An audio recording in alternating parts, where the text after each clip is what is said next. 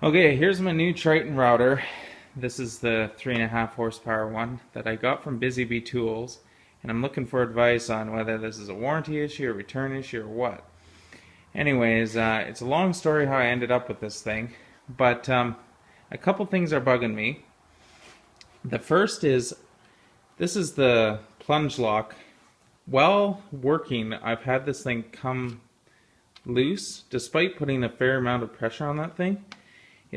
It'll vibrate loose, and then of course the router wants to lift up.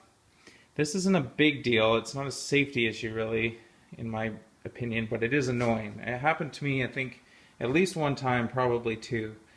The other is this plunge stop mechanism. I've had this come loose on me while working, so I end up plunging further than I need to. All I've done today, this is my first time using it, I did some mortise cuts. So this is just based on that. I haven't put it in a table or anything else, but anyways, that's a side note.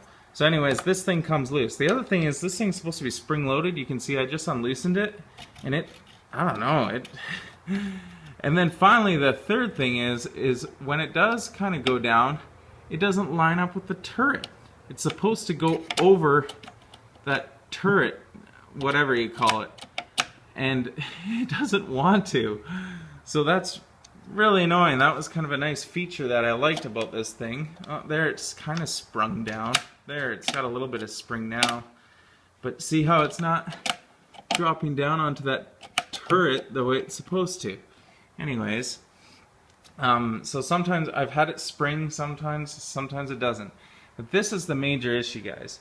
I really liked this feature for safety reasons. Just because plunge routers scare me. You turn it, you slide this window out of the way to turn it on. I think that's a great feature. But when I turn it off, sometimes the button doesn't actually click in the off position, even though obviously the circuit opens and the router turns off. Let me demonstrate.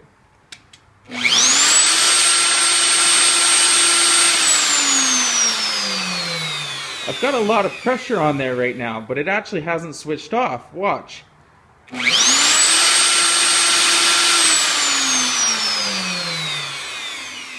There. That time it switched off. I had to really push her in. And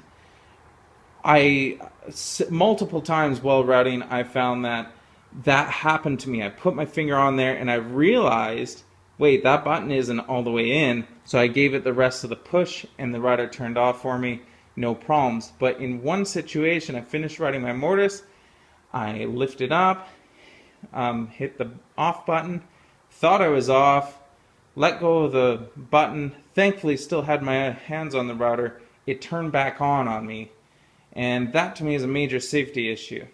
Is this a warranty issue, or should I just return this thing to Busy Bee? It's a long story, but I had a real heck of a time getting this stinking router, and you know, all the reviews seem great. I never saw any problems with this turret stop issue I'm having, or the switch issue I'm having, or this plunge stop, or whatever you call it.